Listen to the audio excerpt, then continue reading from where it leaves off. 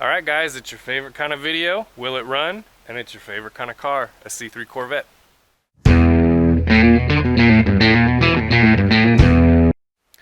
So the other day, I was walking through my Corvette parts yard and I was thinking, man, I need another Corvette project for the channel. I need another car that I bring back to life and get back on the road. You know, the thing we've done many times on this channel with these cars, and then it hit me, just because a car doesn't go back on the road doesn't mean you can't get it to run again. So today we're going to work on this blue 1977 Corvette, which I bought for parts, but for you guys, we're going to get started. So I know how YouTube works. You put a car up for parts and people are like, save it, restore it, blah blah blah. You know, they want to spend your money on something. They don't want to spend their own money on it. But the bottom line is, this car that we're going to be working on, it's really not worth getting back on the road. So as you can see, it's a fairly complete car. Other than the headlights, really, it's all there. Now, I went to buy this car 2 days ago, and I had seen it for sale a couple weeks ago, and it was too much money, and then the guy lowered the price, and then I figured out it was only 40 minutes from my house, and I'm like, yeah, I need another Corvette, so here it is. So you might be wondering, why not fix it? Why not get it back on the road? It looks pretty good. So here's the problem. So one, I don't have a title for it. Now, at least in Texas, there's ways around that. You can get titles for things, but here's the real problem. It's actually a salvage title. So this is a missing salvage title car. When I go look at these cars, especially ones without titles, I always make sure that they're not stolen. So I run the VIN on a website called ncib.org, National Crime Insurance Bureau, which basically, these cars are reported stolen or salvaged, it pops up on this website. I've never had anything pop up bad until this car right here. So you can see there's all kinds of just weird damage all over this car.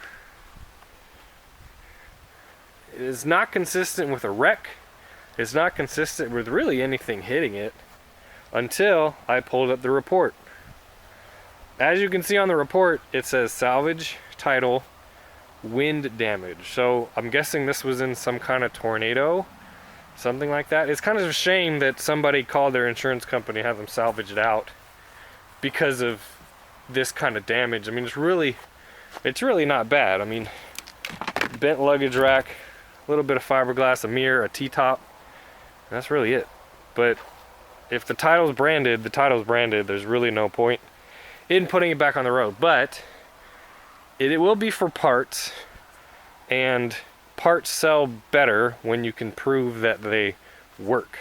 So, for example, if you go under this hood, if somebody wants to buy this engine and I have a video of it running, guess what? It's gonna sell better. So today, that's what we're gonna do. We're gonna see if we can't get this Corvette to run. So I looked and looked and looked in this car for a date, a receipt, something that shows me, hey, you know, this has been off the road for how long. Haven't found anything. So we have no idea how long this has been sitting. Let's take a look under here. It's got an Edelbrock carburetor with an adapter on what looks like a stock intake. Carburetor's not stuck. I know the engine moves because I was able to turn it. I can't do it with two hands. I know it moves because I was able to turn it when I looked at the car. So watch this belt right here. I can take the crank and I can pull it. You see, I can move it. So it does move. The engine does move. Let's check the oil. We have an oil dipstick. We have a really weird one. Look at that. Never seen such things. Oil looks good. It looks really good. There's no water in it that I can tell, and it's pretty much full. Put that back.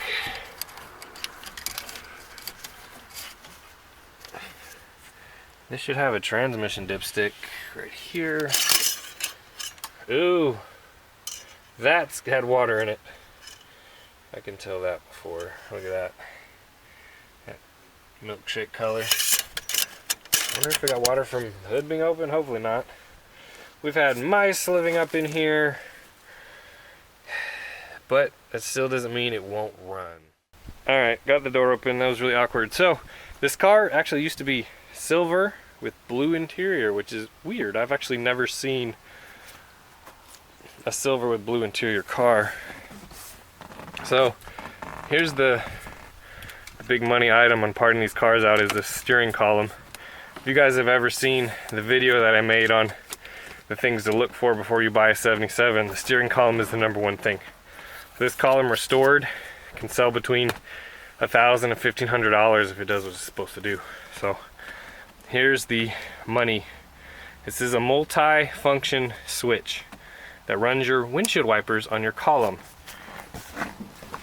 So in 76, your windshield wiper was right here. In 78, your windshield wiper is right here.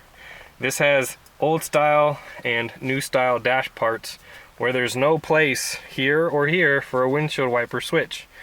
So where do they put it in the column? So that makes it 1 year only, and it makes it stupid. So the reason why, you see how I pushed the turn signal down and this rotated? Every time you turn right, your wipers are gonna come on.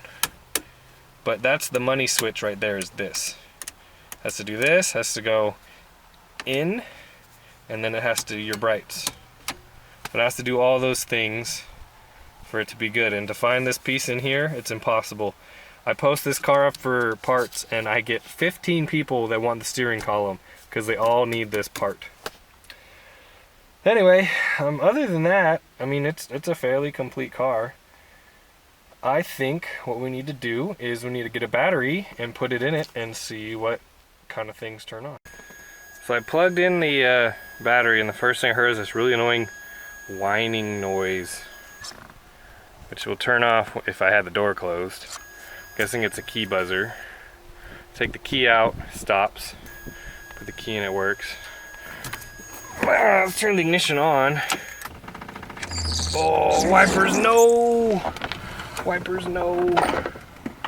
Oh, you're crushing my air cleaner. Oh no. There's an electric fuel pump. That's not good. Did you guys hear that? In the back? There's an electric fuel pump. That means that carburetor could be being filled with an incredibly nasty amount of gas. That smells really bad. That's not a good thing. That's not a good thing.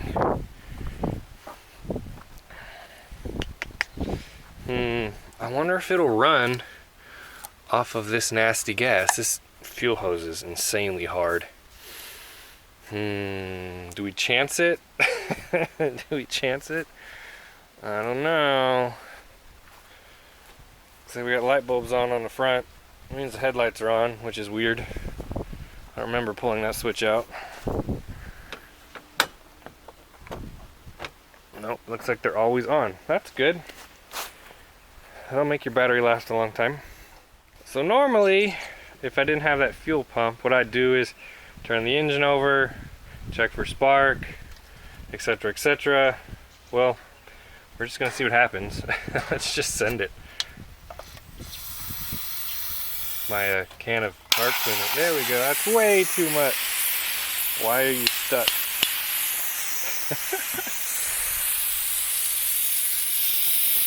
All right, that's all we're gonna get out of that can.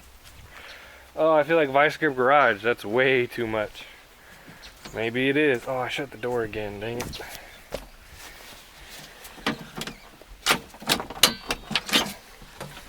All right. So, if we have spark, we clearly have gas. Let's see what happens. We need to fix our battery.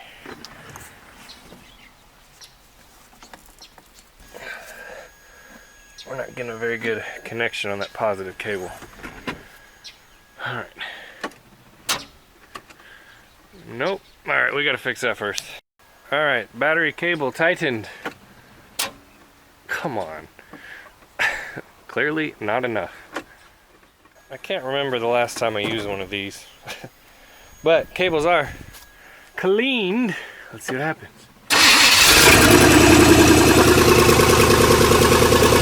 It starts right up! It starts right up!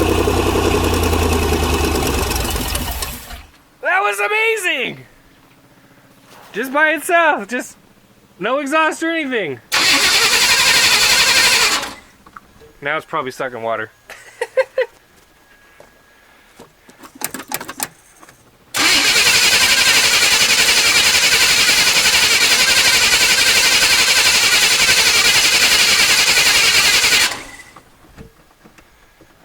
Oh, who knows what's getting sucked in there by that fuel pump. Okay. Do we try this again? Do we try this? It ran too well and too long for it to do that. Okay. Quit. Clearly that's an old can. Alright, let's do it again.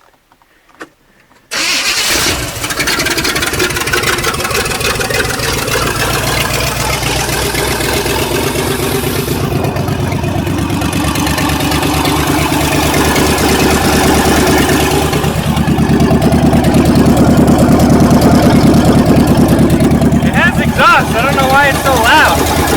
Oh, because it's not connected. The manifold is broken.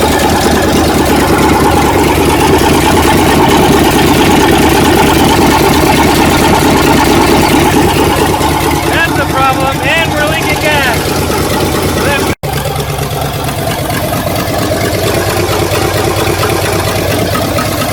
The water pump is pumping steam out.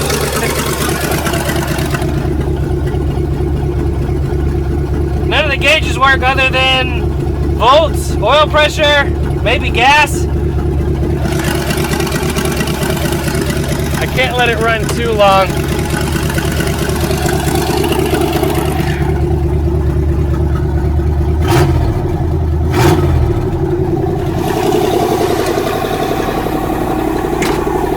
That's amazing. It runs just like that. It's like it was parked yesterday. It's a shame it's a salvage title. So, I want to see if this thing will move. And in order to do that, we kind of have to fix this fuel leak. And so, the right fix would be doing a whole new thing of hose.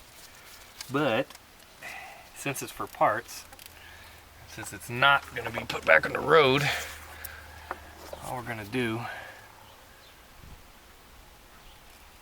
is cut this part of the line off, and then hopefully it goes back on without cracking. It seems really hard though. This hose seems ridiculously hard. Alright.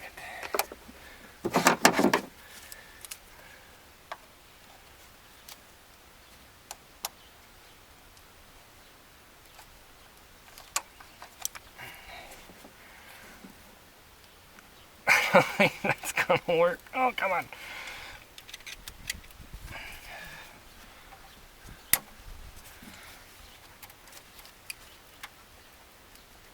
Oh.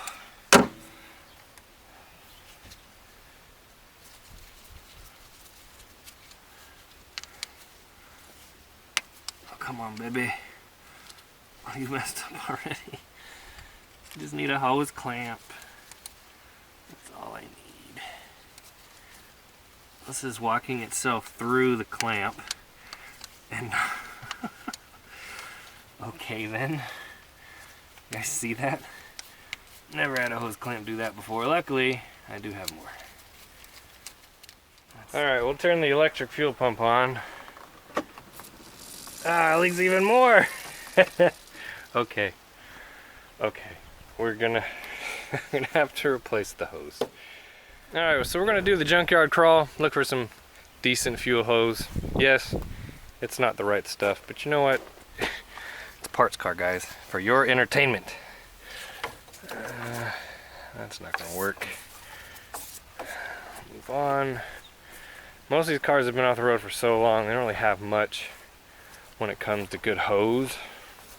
But you never know. The problem is we need quite a considerable amount. You see, that's good, but I don't think that's going to be long enough. Anybody need 81 parts?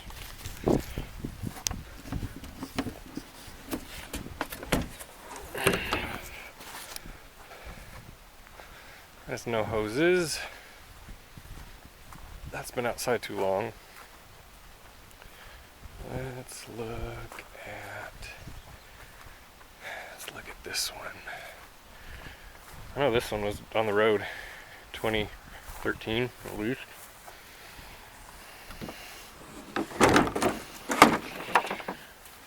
Oh, that could be good. What's up?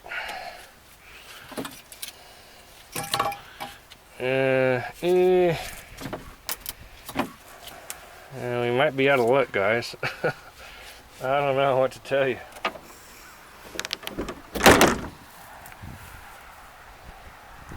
Fuel hose is not something commonly found on parts cars. At least hose in good shape. Time's a charm. Let's see what happens. Alright, well, it's not leaking from the top. I'm amazed it's running off this gas, to tell you the truth. And we look good on the bottom. Hey, look at this. Fuel line. USA. So you know it's ancient and it's compromised. But that's okay. All we want to do is drive it. Let's see if it'll start up again.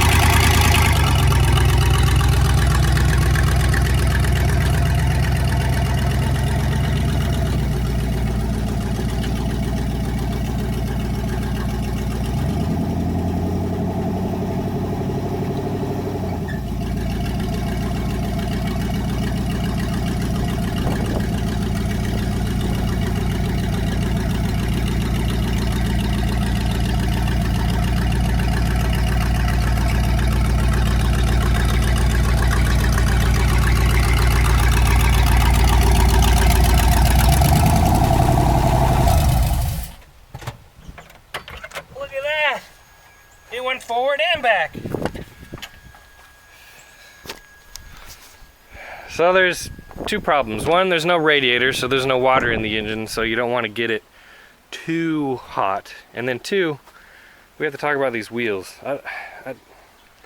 I'm assuming these are just because they needed to move it around. I don't know, but they're ridiculous. They're like probably 15 by 12, 15 by 10 maybe. They're just huge, and there's 4 of them. And the problem is, one, they go flat, but two, you can't turn the car with them on. They rub on the fenders on both sides. And the power steering isn't working. The brakes, there's 0 brakes in this entire car. So the only way I can really move it is to pop it in neutral and let the flat tire slow it down. But hey, that's pretty good. That's pretty good for a parts car, you know? Usually parts cars are dead on arrival and they never get to run. That one just ran. That one just went. It makes it almost want to get it back on the road, but it's really the salvage title that kills it. And I'm not one to swap VIN plates, man. I'm not going to do that. So anyway, I hope you guys liked this video. If you see any parts that you want, contact me. My email's down below. I'll sell you anything you see in this video. I can't believe that ran that good. That's great. So, alright guys, well I appreciate you guys watching and being patient with me getting some Corvette content out. And maybe if you're lucky, you might get another one soon. That's right. I bought 2 Corvettes, 77 Corvettes in the space of 2 days. I just need a white one. That's all I need.